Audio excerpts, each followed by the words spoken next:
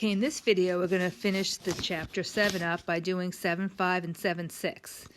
Okay, so the normal curve you've probably heard about just in any kind of stats program. So this is what a normal curve looks like. So you would have a curve centered on 0, like this. So it's the mu would be 0, and the standard deviation would be 1. And these data points are usually called z's. So you have z. Okay, so standard normal curve and its facts. Okay, as I said, the standard deviation is going to be 1, and the mean, or the mu, is going to be 0. And notice that this density curve, so we call this a density curve, it is symmetric about z equals 0. And the probabilities correspond to the areas under the density curve. So if you're asked to find the probability of something, you're finding the area under the density curve to the left of whatever the value is that you are inspecting. Okay, so the standard normal curve areas is a table that's located inside the front cover of our textbook. So this table gives areas to the left of z values. So if you wanted to find the probability that a z value is less than or equal to 1.28, what you would do using the table, you would find the 1s and the 10 digits in the left-hand column, so that would be 1.2, and then go across and find the 100th digit, and that would be 0.08. That gives you 1.28. You should get a value that is equal to 0.8997. And that is the area to the left of z equals 1.28. So we say that the probability that z is less than or equal to 1.28 is going to be 0.8997. So that's a pretty large probability. Okay, that's just about 90% of the time. Okay, there is an awesome way to use the calculator. So you're going to go, using your calculator, you're going to go to second VAERS 2, and you're going to go to normal CDF. So if you're on second, I'm just going to do it along, second VAERS, and then go down to the second one that says normal CDF. That's what you want. Hit that, and the way my calculator is, it asks me what the lower value is, what the upper value, what the mu is, and what the standard deviation is. So we can talk about this during class, but normally the textbook suggests that you can set your lower number to -5, and the upper is whatever you're looking for. So in this situation, the upper is going to be 1.28. The mu is 0. The standard deviation is 1. We may change that, and I'll talk about that later. So then I'm going to enter, and when I hit enter again, I get 0.8997, the exact same answer I got with the textbook. So depending on what our calculators are, what type they are, there are different inputs to this, but it's basically the same, and I can help you with that in class. Okay, so that's that page. Let's go on to the next page. Here it says, okay, if we want the area to the right of the z values, we will need to use the complement rule. Okay, so remember, all these tables, they always are looking to the left. So if we want the probability that z is greater than or equal to -0.67, then we want to use 1 minus the probability that the z is less than -0.67. Okay, and that's what we're going to be setting up. So here's information about the table. Using the table, the 1s and the 10s digit is going to be -0.6, and then look across the top, get that 100th digit, read down, and you're going to get 0.2514, but that's not our answer yet, because your answer is 1 minus 0.2514. That's the complement. Remember, both of these probabilities add up to 1. In terms of using the calculator, we're going to do the same thing. We're still using normal CDF. The lower can still be -5. The upper now is 0.67. Enter it. You'll get the value of 0.2514. And remember, this is an area under that curve. And so therefore, you're going to say 1 minus that, and you will also get 0.7486. So about 75% of the time, the values are going to be greater than or equal to -0.67. That's what that means. Okay, let's go on to the next page. So what if we know the area under the curve, but we want to get back our z values? What do we do then? So if we want the z value such that the probability that z is greater than or equal to z0 is 0.4. So here we know the area. We're going to reverse the process. So what we're going to do is we're going to find the area closest to 0.6. And so we get a couple of numbers, and then we're going to pick the one that's closest, which is this. And then we can read off the z value, which is 0.25. Okay, that's how we're going to do that. So we're kind of doing the reverse. In the calculator, it's super easy. Instead of using what we were using before, which was the normal CDF, we are now going to use inverse normal.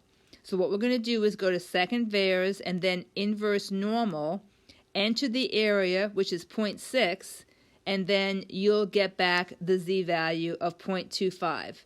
So super easy to do. Okay, so if you know the area and you want the z-score, use inverse normal. If you don't know the area and you have the z-score, then you're going to use normal CDF. Okay, let's go on to the next page. Okay, so sometimes there are some non-standard normal curves. So maybe your curve is centered around a different number. Like say it's centered around, I don't know, 82%. Let's say that you had a test and it's a normal curve, but the center, your mean is 82. What can you do? Well, you can change all of your values to z-scores and then use that. But by far the easiest way to do it is this. If you're using a calculator, you can just, where it says, what is your standard deviation and what is your mean, you don't have to use what they give you. You can use what you actually have. So that's a very easy way to do it. Okay, you can either change things around and create z-scores, or you can just change the mu and the standard deviation, and I like that method the best. Okay, so a couple of things. We were talking about normal distributions. Normal distributions are continuous. And back in the earlier parts of the chapter, when we were talking about binomial distributions, they tend to not be continuous. Okay, so for example, for Nikki, her points, when she was shooting baskets, she could get 0, 1, 2, or 3 when she was in different foul shooting options. She could not get 1.5. Okay, so her distribution was not continuous. So that's a difference there. So what if you say, well, gosh, it's a shame it's not continuous, but she took so many shots over that 100 times to the foul line that really the distribution appears to be normal. So we're going to use what they call normal approximations. So you can take that binomial distribution and you can treat it as if it's approximately normal. So, when is that the case? If as n increases, the curve appears more and more like a normal curve, we can say that binomial distribution is approximately normal and work from there. Okay, so then there's a couple of different distribution types, and I want you to look in the textbook for this. Smooth versus chunky, they show you some diagrams. Symmetric versus skewed. So sometimes you can have like a thin tail on one side. If the thin tail is on the left, you say your data is skewed left. If your tail is on the right, it is skewed right. Okay, so let's just say that we look at our data and we're saying, you know what, that looks pretty normal to me. What is a good rule of thumb to really tell us normal? So this is the good rule of thumb. Take the number of trials, that's your N, and then multiply that by the minimum of the P or Q. So say if P was probability of her shooting baskets, the first Nikki was 0.6, and this was 0.4. Okay, so then you would say the minimum of this, the lower of those is 0.4. So say that she was going to do 100 times to the foul line. 100 times 0.4 is 40, and 40 is indeed greater than 5. So therefore, I could say that my binomial data is approximately normally distributed. Okay, and I can go ahead and I can start analyzing it as if it was normal. Okay, one other little thing. If you want to analyze binomial distribution, which is discrete, you have to use this normal distribution continuity correction. So say that you were going to study, or you were going to analyze the probability that X was less than or equal to K.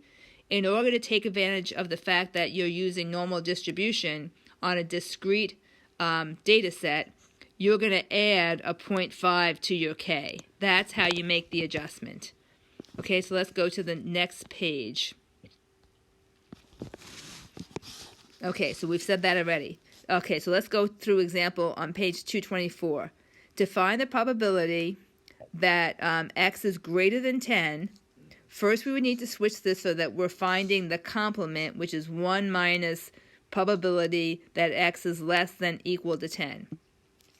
Okay, now remembering that we need to account for the continuity correction, we are actually going to find not X is less than 10, but some, phantom Y is less than or equal to 10.5. Make that continuity correction. And then you can change your mu and your standard deviation to actually reflect your data so that you can use this normal distribution directly. So what's going to happen is we're going to see if you can determine the area under the curve using normal distribution. So how we're going to do that? So we're going to say we're going to go to our calculator and we're going to go into normal distribution. So second VAERS, and it's normal PDF. Hold on, it's normal CDF. Second quit. Second VAERS, normal CDF, and what I would say is that the lower number, I'm going to leave it as 0.5. The upper is going to be 10.5 instead of 10. I'm going to change my mu so that it is 12.5, and I'm going to change my standard deviation so that it's 2.5. And then I'm going to hit enter, and I am getting 0.2119. So remember, I determined this. You have to then say 1 minus that, or 0.7881. Okay, the other big option was we could have changed everything to z-scores and worked it that way. If we changed them to z-scores, then we would have used this formula to do it, which is the 10.5 we had to change things to, minus our mu over the standard deviation. Now we can use the mu of 0 and 1 to calculate our z-score, and you're going to get the exact same answer. So I always think it's easier just to go ahead and use what you really want to use and not convert. But either way works fine. And I believe, let's just look, yep, that brings us to the end of this chapter. So I hope you found this instructive.